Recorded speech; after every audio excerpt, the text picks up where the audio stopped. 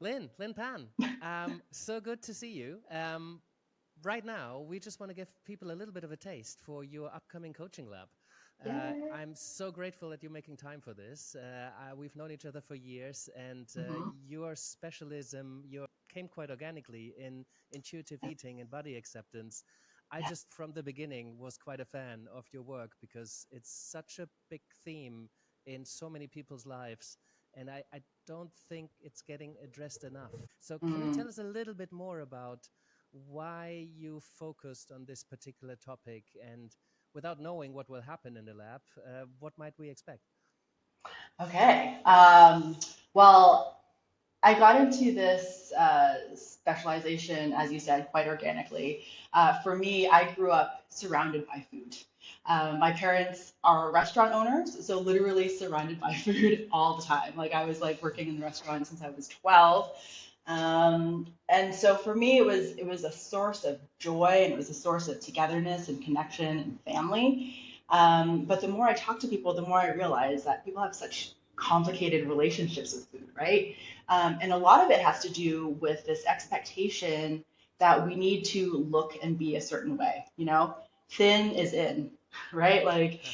uh, so diet culture is rife. And so because of this, intentional um, attempt at weight loss, people really often times have like really difficult relationships with food because there are so many things that are off limits, right? Like I can't have this because I think a lot of us have heard these narratives, and so for me, it was such a bummer to just be like, you know, food is nourishment, food is life, right? Like if we didn't eat, we would literally die, right? And it's something that we do multiple times a day, and I really wanted to help people essentially find peace with food so that it wasn't um, such a conflicting relationship. And so in our session in the coaching lab, we're basically going to explore that. We're going to look at, yeah, individuals' relationships with food, how they approach it, what some of the narratives that are going on in their heads, like the inner voices that are subconsciously affecting their decision making. And I believe that it's probably a lot of stuff that like people don't actually think about because it's just so normalized, right? So it's basically giving exposure to these niggling thoughts that we often don't think about. Yeah. Oh, that is super cool. I can't wait for it. We've not decided on the client yet, so we don't know what we're bringing. I think Hmm. we've talked at some point that possibly it might be me because part of why I'm such a fan was it's really relevant to me. I have not Mm. had a good relationship with food, partly because of how I grew up. But there's something in there. So I haven't decided yet whether I'm stepping in or maybe we find someone who comes in with a much more interesting context. But whatever happens, I'm super curious to explore that. Why do you think coaches particularly would be helpful for them to tune in? I mean, this lab is open to anyone who Mm. maybe resonates with some of these themes, and maybe gets a sense for what coaching could be like. And I Mm. think that's quite clear why anybody who resonates with that would be interesting for them to join. But Mm. particularly for coaches, uh, why do you think it could be interesting for them to join? What might they see in terms of how you work? Mm. Well, I feel like, I mean, this is a topic that really affects everyone. Like I said, like, we all eat, right? Um, but it's something that perhaps we don't think to pay attention to, just because it is something that is so common, right? Um, I have this really strong belief that if you can't identify, certain body signals, like, the messages that your body is telling you, things like hunger, for example, like how are you supposed to then identify other things that you want in your life that may not be so, you know, life, uh, what's the word I'm looking for? That actually gives you life, right?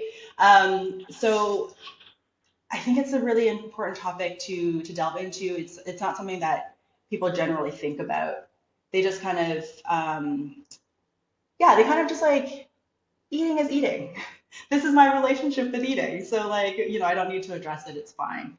Um, and it's just a different perspective on coaching, right? On the different types of topics that coaching can take on. Yeah, so like, there are body or like somatic coaches, for example, who like, really tune into the body, but they don't do it from the perspective of eating, for example, or like satiety or fullness. So it's just a different lens, let's say. Yeah, yeah, and I think learning to listen to bodily cues not just important for eating, but Hmm. important for almost anything else, because we're Yeah, such embodied creatures that a lot of coaches yeah, still work quite cognitively, and working with that yes, aspect, it just gives us access to a level of communication between the body and the mind that your work is tapping into. yeah, exactly.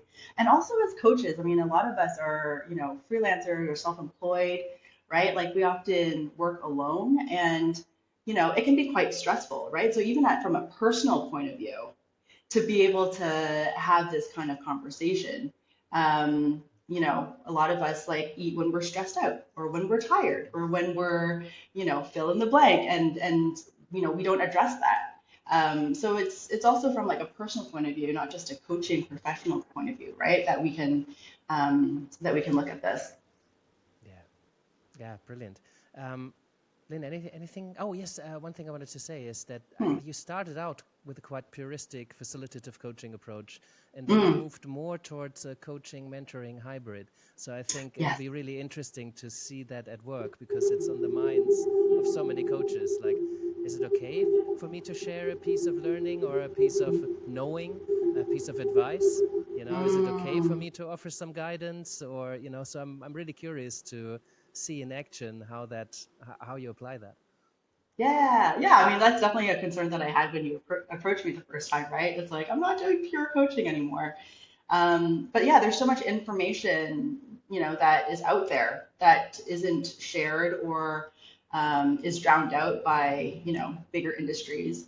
And so I think for me anyway, it's really important to share facts or different studies just so that people are more aware. Um, Yeah, yeah, so yeah, it'll be that interesting. makes perfect sense. It'll be interesting regardless of what's going to happen, right? Yeah. That's what the debrief is for. So I promise to keep this under 10 minutes. I'm really looking forward to seeing you. Mm, This will happen on the first Tuesday of June, which will be the 4th of June, 2024. yes. Yes. And yeah, 6:30 UK time.